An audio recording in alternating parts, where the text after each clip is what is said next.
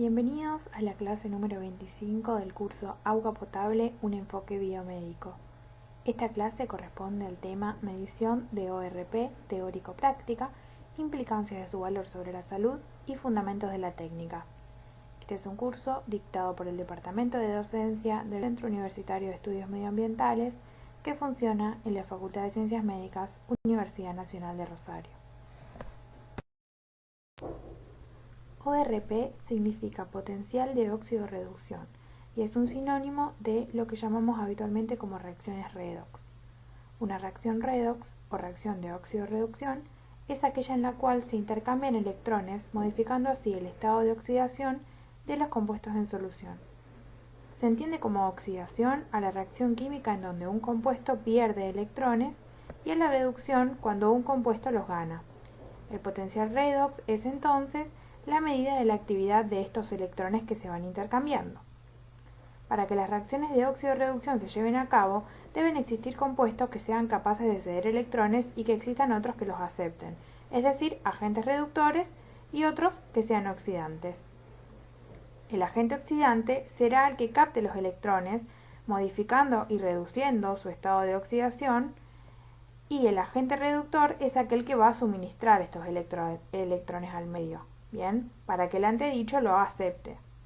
De este modo, el agente reductor va a aumentar su estado de oxidación, es decir, ahora ha sido oxidado. Como podemos ver en esta última descripción, se entremezcla mucho lo que es oxidación y reducción. Esto denota el carácter dinámico de las reacciones redox. En ellas los elementos interaccionan permanentemente intercambiando electrones basándose en el principio de la electroneutralidad. Un uso práctico que se le da al ORP en la vida cotidiana es en las piletas de natación, de clubes, natatorios, balnearios, en donde por lo general se acumula gran cantidad de gente. Hay ciertas bacterias que son patógenas para el hombre, como por ejemplo la Escherichia coli, que no pueden vivir si el ORP está en determinados valores. Bien, por ejemplo, se utiliza para las piletas un ORP de 650 a 700 milivoltios. Este valor de ORP permite que no haya sobrecrecimiento bacteriano. Además del ORP, también se utilizan para las piletas de natación otras variables como el pH, la turbidez, la temperatura, la transparencia del agua, etc. Y entre todas estas variables se determina si la misma es apta o no para que la gente se bañe. Esto último se relaciona con que el valor de ORP se relaciona estrechamente con la presencia de especies de cloro adicionadas con el fin de eliminar la contaminación bacteriana. Es decir, cuanto mayor es la concentración de cloro, mayor es el valor de ORP. La Organización Mundial para la Salud ha establecido que un valor de ORP de 650 milivoltios que se mantenga durante 30 minutos es adecuado para garantizar una adecuada desinfección de las piscinas, por ejemplo. Además, el valor de ORP también depende del pH para un dado valor de cloro. Lo podemos observar en la siguiente gráfica. La determinación de ORP es una potenciometría, es decir que, para realizarla, necesitamos un electrodo, que es el que se ve en la imagen. Este electrodo está conectado a una computadora que dispone de su software controlador. Este software nos permite no solo comandar el electrodo durante la medición, sino también que va registrando los datos medidos para su posterior análisis. Para el cuidado del electrodo, al igual que ocurría con el electrodo de pH, este debe estar sumergido en su solución de mantenimiento mientras el mismo no se utilice. Este instrumento mide el valor de ORP en milivoltios. Además necesitaremos un aireador, que es un burbujeador, que se utiliza para fijar la cantidad de oxígeno en un valor constante y además agitar la solución.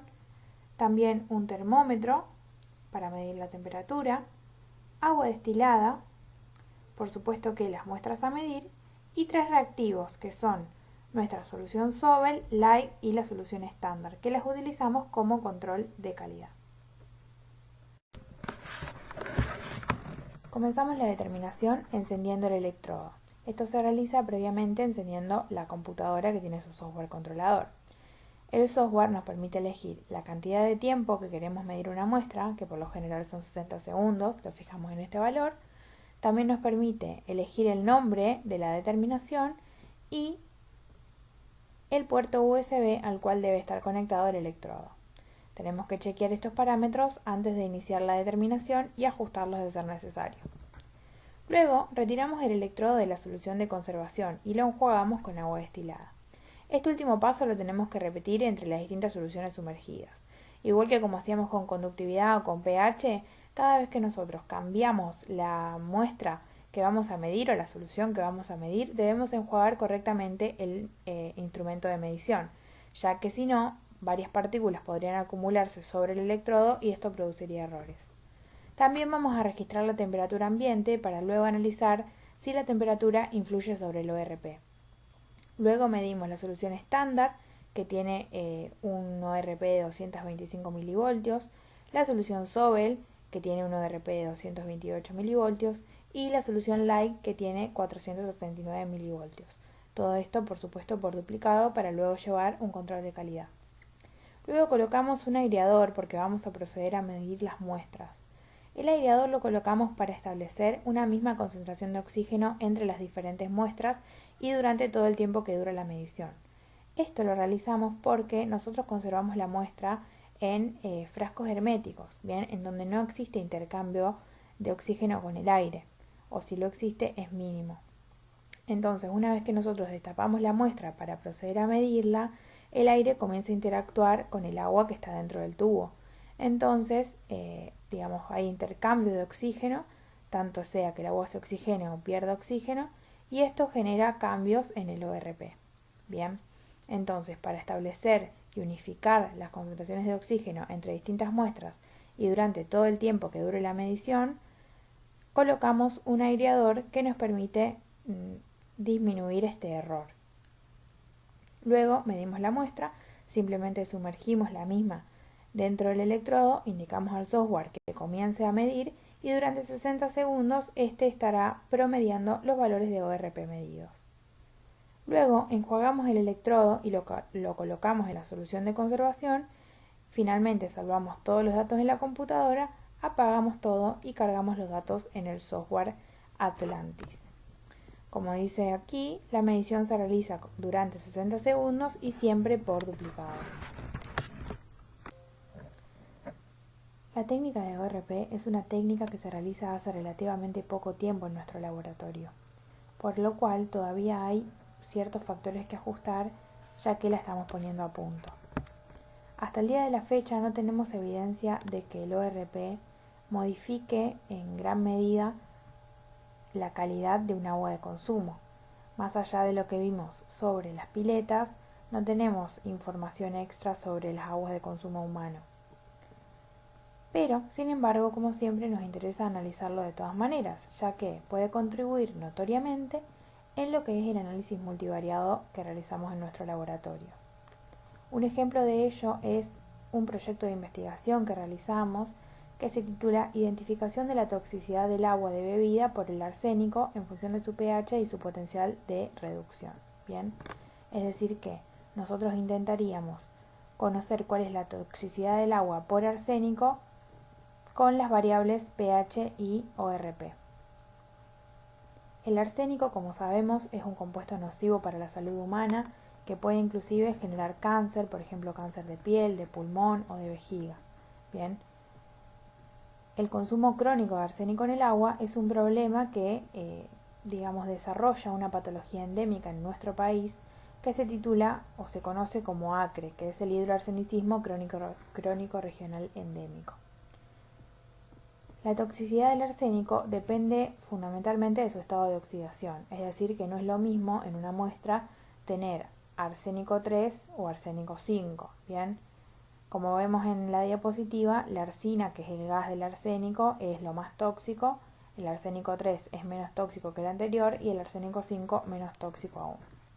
Entonces, conocer cuál es el estado de reducción del arsénico nos permite conocer cuál es su toxicidad.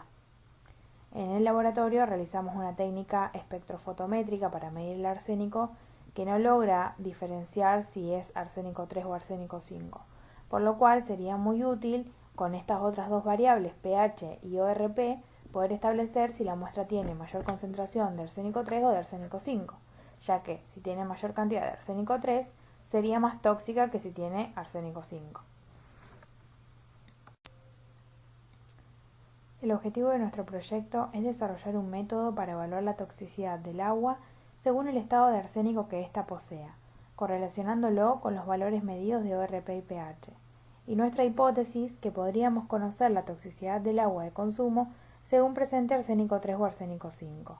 Lograríamos conocer en qué estado se encuentra el arsénico según su pH y ORP. Además, este trabajo, si se lleva a cabo finalmente, serviría mucho para la práctica diaria, ya que las mediciones de pH y ORP, que son potenciometrías, son sencillas de realizar, sus instrumentos, que son los electrodos, son transportables, por lo cual sería muy útil en el trabajo de campo. Bien, rápidamente podríamos identificar si un agua de consumo es apta o no para el consumo humano.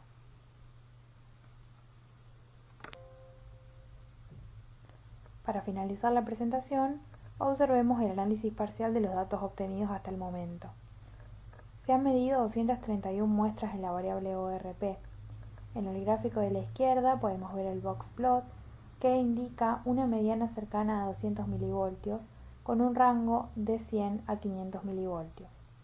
La mayor cantidad de muestras se hallan entre 200 y 250 milivoltios, como lo muestra el histograma.